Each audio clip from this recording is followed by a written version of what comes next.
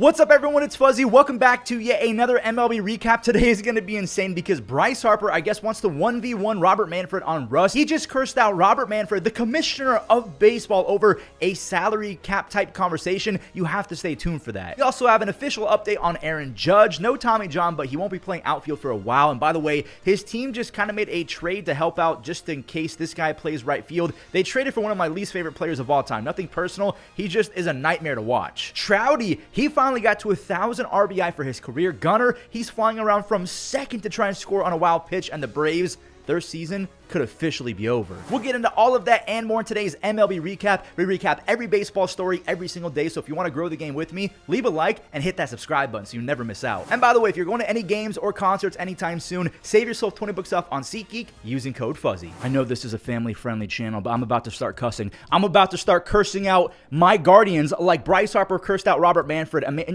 Dude, what the? Emmanuel Clase is now part of a gambling. We're going to talk about that in a second because that is awful, terrible news. I want to talk about a little bit of good news, at least once. Let me put on my happy face because I am happy for Ichiro, CC Sabathia, Billy Wagner, the late Dave Parker, and Mr. Allen. I know that sounds disrespectful, but YouTube will not allow me to say his first name. Yes, it's that trivial. I'm sorry. Man, it is so cool to see these titans of the game get their Hall of Fame shine. They had some of the best peaks at their positions in MLB history, especially Billy Wagner.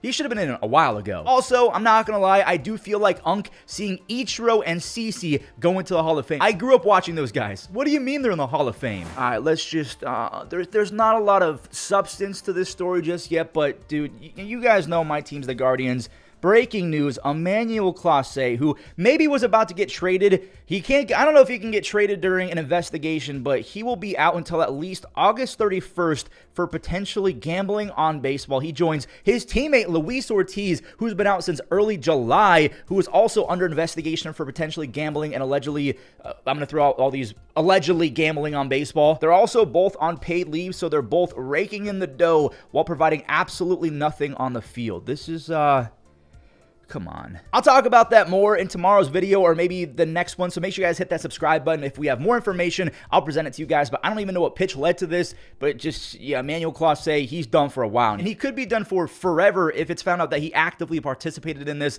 which I think he'd be the first player ever to be suspended for PEDs and gambling. Awesome. More breaking news. This happened like an hour before the Emmanuel Clase story dropped. Jeff Passan was having himself a day just writing all these articles. Bryce Harper allegedly cursed out I say allegedly. I think this happened, but I got to use these words. He cursed out Robert Manfred over Manfred bringing up a salary cap. Now, reportedly, the words salary cap never left Robert Manfred's mouth, but the way that he was speaking about needing a salary floor, again, this is my opinion. I think that Manfred bringing up a salary floor maybe coincides with him saying, hey, if you want a salary floor, you have to have the other side of that spectrum as well, maybe a salary cap. And Harper was like, you can get the F out of our clubhouse. He said that, get the F out of our clubhouse if you want to bring up the salary cap. And if you want to actually do that when the CBA comes around after the 2026 season, we have no problem losing 162 games. So things are getting very contentious. Manfred goes around to every single team in baseball. So this was one of 30 interviews that he's going to have with every team in his league. And this one did not go well. Things got steamy. The two-time MVP, Bryce Harper, he is not having a salary cap, and you know what? Good for him, because all a salary cap does is bail out small market owners. We call them small market. They're rich owners who never spend money. They need to get over themselves, invest in their product, and if not, sell them to someone who actually cares. I'm with Bryce on this one. Moving on to a trade. I'm not laughing, I swear. There's a ladybug on me. It's just tickling. The Yankees got Amed Rosario, one of the worst defenders in MLB history. He has negative 16 outs above average the last 2 seasons with plenty of season left this year to add to that or subtract to that, whatever. He has negative 80 outs above average in his career. And I would know, I'm a Guardians fan. He made me hate baseball whenever he was out there at shortstop or chasing at pitches 17 feet outside the zone. But he's still just 29 years old. He sees lefties really well, and he put on some weight this year, so he's hitting the ball harder than ever while increasing his bat speed. And again, to his credit, against lefties, he's essentially batting 300 against them for his career with an 800 OPS. This looks like a platoon situation 100%. Again, he's just not fun to watch. He chases pitches that are in Narnia, 17 million feet off the dish. His defense, this is not hyperbole or me being dramatic. His defense is going to send Yankees fans to the loony bin. Someone might actually get prosecuted because they're taking out their anger on someone or something after watching Amed Rosario botch a baseball. And again, it's a platoon situation because McMahon, Jazz, and Grisham, they all kind of stink versus lefty. So he's going to kind of be the glue while Judge is trying to fix that flexor strain. And by the way, update on Judge, I don't think that he's going to be playing outfield for the rest of the year. He's going to be their DH. At least that's kind of what it seems like. What did the Yankees have to send to get Amed Rosario? Well, they give away 26-year-old Clayton Beeter, who had an ungodly amount of strikeouts coming up through the Yankee system. He had a 13 strikeouts per 9. And then there's that pesky 5.5 walks per 9. They also picked up, talking about the Nationals, an 18-year-old outfielder, Browm Martinez, who quite frankly is having a very solid start to his pro career. He's at least 4, maybe 5, 6 years away from big league action. But honestly, for Amed Rosario, I feel like that's kind of a lot to give up. But the Yankees, they couldn't figure out Clayton Beeter, so they said, here you go, try and fix him.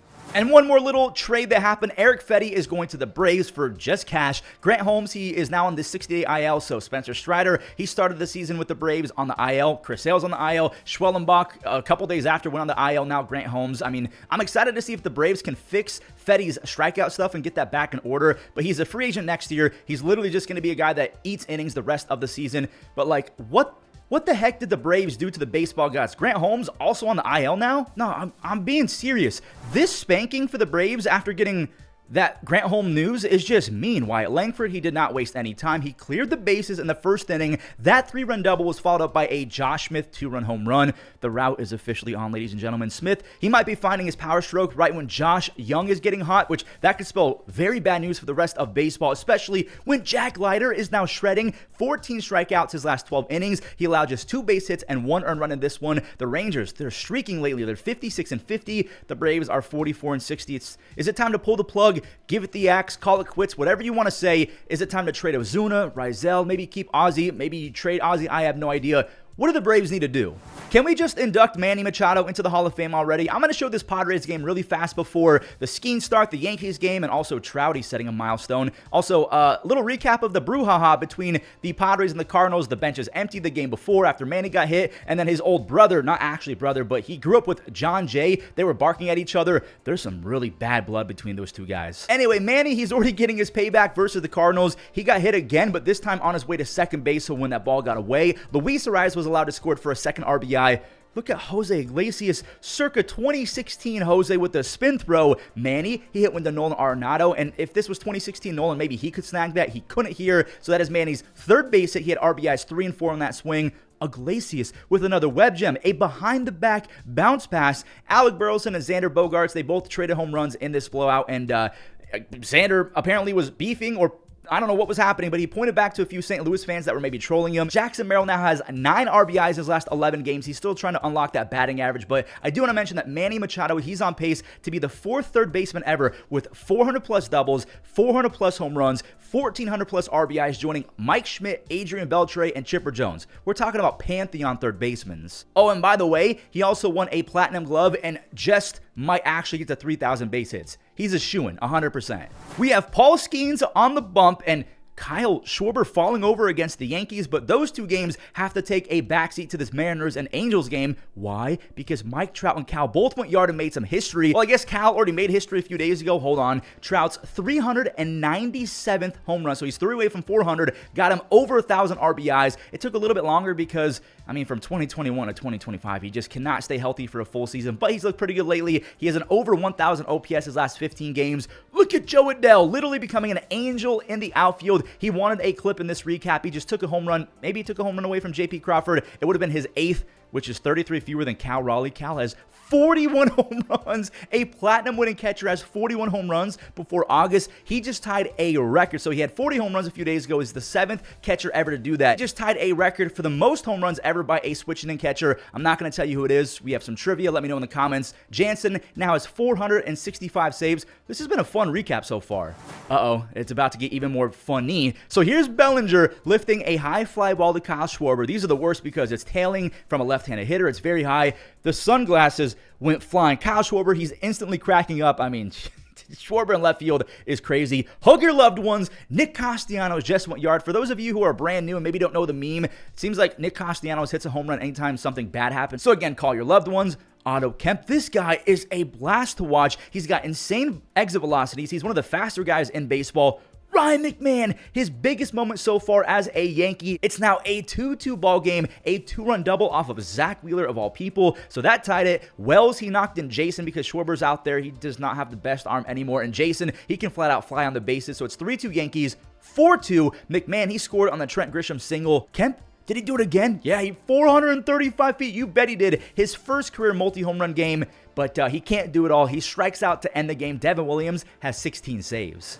Real quick, before we show that skiing start, we do have to see if the Blue Jays won and if the Yankees gained the game or not in the East. Gleybe, he's helping out his former team, Gleyber Torres, with the 3-run Oppo Taco against the Blue Jays. Jack Flaherty was awesome. He ended 6 innings with his 7 strikeout. 96 miles an hour on pitch 106 is insane. I know Tarek can go 101, 102, but he's a freak of nature. That's impressive from Flaherty. Scherzer was disgusting after that Gleyber home run. He had 11 punches on the day over 7 innings, just 3 base hits. Then when he came out, the Tigers started teeing off. Seven runs in the 8th. Javier Baez had an RBI double. Gleyber made it a 4 RBI day after he played at Javi. Riley Green and Spencer Torkelson, same thing. They had some RBI singles. It's 7-0 Tigers. And, oh no, there was an Olay. Dylan Dingler with the 2-run double. But all 3 scored on the Davis Schneider error. This is probably the worst game the Jays have played in quite some time. The Jays rallied in the 9th with a Bo 2-run knock. He's got 63 RBIs, but the Tigers, they win easy. I did not have Zach Gallen turning into Joe Blanton on my 2025 MLB bingo card. So after he walked O'Neal Cruz wanted to steal, but it ended up being a perfect hit and run. He went from home to first in 9 seconds. He was running at a 30.7 feet per second speed, which is ridiculous for a guy his size. I am not going to say his height today. Paul Skeens got another run of support courtesy of Brian Reynolds on the double, who then scored on the O'Neal Cruz knock. Paul only needed 1 of those runs. That's how good he was. That slider sweeper thing was moving. He struck out 2 with that pitch in the 4th and then got a 3rd strikeout of the inning on the changeup. I feel like his 88 mile per hour changeup, I should say, is better than his 92 because it really changes things up with the speed. Paul struck out his 9th hitter. This was in the 6th inning. Don Kelly, he wants to take him out, but Paul said, no, I'm staying in this game, and he got it done. He goes 6 scoreless innings. O'Neal, there's another smoke shot. Reynolds, it's his turn to score from first base. Cabrine even had a 2-run single to put the lid on the scoring. So Paul Skeens, he has back-to-back W's. He's down to a microscopic 1.83 ERA. This guy is off to one of the greatest starts in sports history, not even just baseball history. I promise you guys that Paul Skeens start after the Yankee game, but I probably should have gone to the other New York team who are on the verge of winning 7 in a row. Matt Chapman said not so fast. He hit his first of 2 home runs. He wants to end that win streak for the Mets. He went 415 feet for his 15th of the season. Here comes the Mets, though. They got it going with doubles. Francisco Alvarez and Ronnie Mauricio both doubled, and Yaz, he's just out there kind of slipping, so it's a stand-up RBI 2-bagger. Matt, again, he wants to end this streak. He goes to dead center this time. He has 3 RBIs after this 2-run home run. Ronnie, I hope that he brought some swim trunks because if he wants that baseball back, he's going to have to go swimming a splash home run. And then Soto, he lasered, went to left field off of, both of these were off the unhittable Randy Rodriguez. This is insane. The Mets sweep the Giants on Edwin Diaz's 23rd save. They have won 7 in a row, and they're 1 game away from having the best record in the game. The Cubs can get within a half game of the best record in baseball if they can beat their crosstown enemy, the White Sox. Here's Kyle Tucker with a double. Seiya then got on, and they're both scoring on the PCA cue shot. Pete went full Pixar with that inside-out swing. How you see what I did there? Benny biceps. Just like Matt Chapman, he wants 2 home runs as well. Wait until you see his second one because there was a really important play a couple seconds before that played a huge role in the Cubs actually maybe taking this W. There's Nico Horner with a 10,000 IQ play. I don't know why the runner was moving. The infield fly was called, but sometimes you got to try it. It worked on that one. Now Nico's driving in runs. He got on base 3 times and staying with 3s after rookie Matt Shaw roped a huge RBI double for a 4th run. Benny collected 3 on 1 swing. Wait. Hold up. So, this is crazy. Nico got picked off, then they threw it home, and then Colson Montgomery, he's in the baseline, so that's an even huger 5th run. Yes, we're using huger as a word today because Benny would have tied it at 4. He knocked in all of the 4 runs for the White Sox. Just no one else showed up. He has 13 home runs and a 110 OPS plus. They're probably going to trade him. Danny Palencia, he ends it with 100 miles an hour. He has 14 saves. He's disgusting. The Cubs, like I said, they're a half game back of the Jays for the best record in baseball. Milwaukee can also get within a half game, which is crazy because both the Cubs and the Brewers are in the Central, so the NL Central is going to be a heavyweight bout for the rest of the year. Both squads traded RBI base hits in the first 3 frames. You have Kyle Stowers with an RBI single, Jackson Chourio with the double, and Heriberto Hernandez has been unreal for the Marlins. Back-to-back games with the long ball. He's hitting over 320 with 5 home runs and 17 RBIs with the 150 OPS plus his first 36 big league games. And no, he did it. Andrew Vaughn, look who clutched up again for his new team. Big tip of the cap to Blake Perkins, who stole a base. He would not be allowed to score on this ground rule double if he didn't steal second base. Vaughn is hitting 341 with 7 extra base hits and 14 RBIs in 13 games of the Brewers. The 9th inning, yeah, this would have shattered my controller if I was facing the Brewers because there was a blooper to center, a sawed-off single to left field. He got beat, and yeah, I'm immediately going to Best Buy to see if I can scam them with my controller insurance after this walk-off from Blake Perkins. The Brew Crew, they're 1 win away from being 20 games over 500. Gunnar Henderson scored from second base on a wild pitch. Hold up, a guy named Warming, like cold and warming, just hit his first career home run. His name is literally Warming Bernabel, one of the craziest and fun names I've ever seen in baseball history. Gomber, he's on the bump, so I don't think that the Orioles fan base is too worried about making. I mean, see, Dylan Carlson, he drove in 2. Same with Tyler O'Neill. Only his base hit left everything. That's 3 consecutive games with a home run. He goes 433 feet. Tomoyuki Sagano wasn't awful for the first time in a while. He had 2 strikeouts in the 6th inning to tie a career high 8 strikeouts against his first good start in a while. He has a 4.5 ERA, his first go-around in baseball. Now, it's Gunner's time to take over. Not offensively with his bat or anything like that, but he was thinking home all the way from second base. He saw the pitcher put his head down. The catcher was kind of taking his time, and now he's flexing the defense. The barehanded sidearm. He's got 11 home runs, which is not like what we're used to from Gunner. He's got to find those barrels again. He had 37 a year ago, but he's still been really impressive. The Orioles are 47-58. The Rockies are 27-78.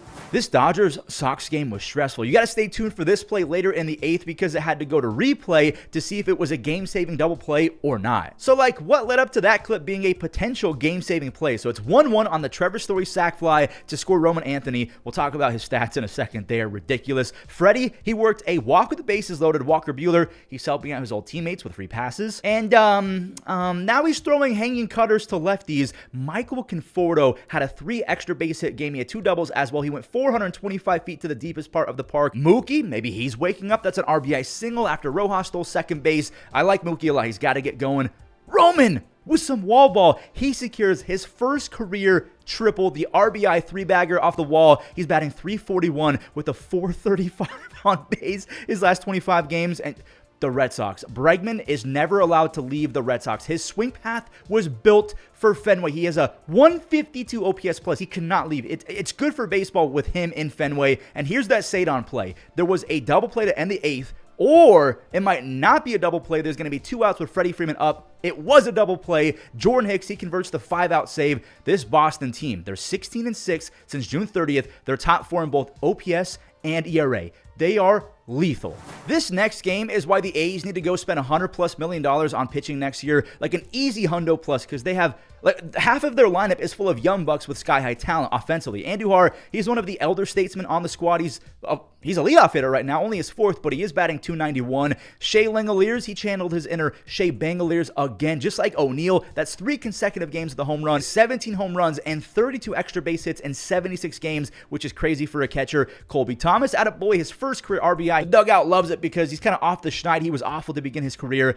The dugout is also going to love this. Lawrence Butler, he is filling in as well as you can out there in center field with Denzel Clark on the shelf. Lawrence is flying out there. He steals another extra base hit from the A's. He's on the A's. Come on, brain. It's been a long recap, okay? The Astros, sorry about that. Both teams start with an A. Max Schumann had a 2-run single. Luis Urias had an RBI. The A's have won 4 games in a row as JT Ginn just got a 2nd win after going 6 shutty on 77 pitches. But honestly, this is one of the worst Astros lineups I've ever seen, and it makes sense. They have 18 players on the IL. The Royals just gave Seth Lugo a 2-year, $46 million extension. Forgot to mention that in the intro, but Noah Cameron might be the next guy in line for some monies. There was a bases loaded jam against them. He pops up someone to the newly acquired Randall Grichuk. Then he got Carlos Santana to strike out and a legit Houdini act, a behind-the-back grab to escape the bases loaded threat. Carlos Santana, he can still pick it and play a mean defensive first base as Vinny Pasquantino grounds out for the RBI. Maikel, same thing. Carlos picked it, but an 83 OPS plus as a first baseman is not going to cut it. Former Guardian Luke Maile had an RBI double. Noah Cameron, he just pinpointed his spots all day long. He kept the Guardians off balance. 5 scoreless with 6 strikeouts. He's down to a 2.44 ERA. Maikel Garcia, back-to-back days with a home run. He went 411 feet. It's his first time ever with double-digit home runs. Gabriel Arias, I'm going to say this. He is all-time pop for a middle infielder. 425 feet the other way in Kansas City it's stupid. It's stupid. Estevez, he ends it with his 27 save. The Royals are 13-8 in July. They are 4 games back of a wild card spot. The Guardians, they fall to 3.5 games back of a wild card spot. The Twins are now 5.5 games back after dropping another game, and this one wasn't even close. CJ Abrams has been a monster this year. Got the party started with his 14th home run. He has a 131 OPS plus, and he stole 3 bases, so he has 23 stolen bases as well. Matt Wallner, I used to call him the Thanos of baseball. You can see why. He almost went to the concession stands. My lord, 452 feet. That's a lie. It went further than that. 3 sac flies brought it to a 3-2 Washington lead when Josh Bell and the Nationals, they started spraying base hits. Bell and Call both had RBI singles, but Call had the 2-run knock. He's batting .301 with a near 400 on base and a near 140 OPS plus his last 101 games. The Nationals take it after Jake Irvin went 7 innings. Kyle Finnegan is in again. No save opportunity, but the Nationals, they do win the series. This game was over in the first inning. Yeah, Brady Singer, he was facing the Tampa Bay Rays, and he probably just had his best start as a Red. He made Aranda look silly in the first. Austin Hayes, he got blessed by a Walls misplay because it wasn't an error, but it did directly lead to a run scoring that probably wouldn't if he actually stopped it. Lux, he did his job. He put a ball in play. That is the second run. That's all that Brady Singer and his bullpen needed. He struck out 8 Rays across 7 1/3. If this guy gets going, the Reds are going to be borderline gluttonous when it comes to starting pitching depth. When Hunter Green comes back, Abbott is an all-star, Lodolo is back to being awesome, Burns is all-time nasty, Martinez is decent from time to time, Pagan has 22 saves, a 2.6 ERA. The Reds, they're kind of like the NL version of the Rangers. They have a lot of talent, and they're also 56-50. And there we have it. Another recap of the books. Today was historically just crazy. It was madness. I enjoyed every bit of it. Thank you guys so much for watching. If you enjoyed, leave a like and subscribe if you haven't already. Use code Fuzzy on SeatGeek, Underdog Fantasy, all that good stuff, and enjoy the web gems. Big chop off the plate. And a dive. Did he get on the bags? Little flare foul. Durbin on the run. Durbin makes the catch. Falling quickly, and a diving catch. Hovar kicks off the top of the bunt. Lunging grab made by Westberg from the grass. Up the middle, Brooks Lee on the shortstop side. Long throw, and Clemens with a stretch.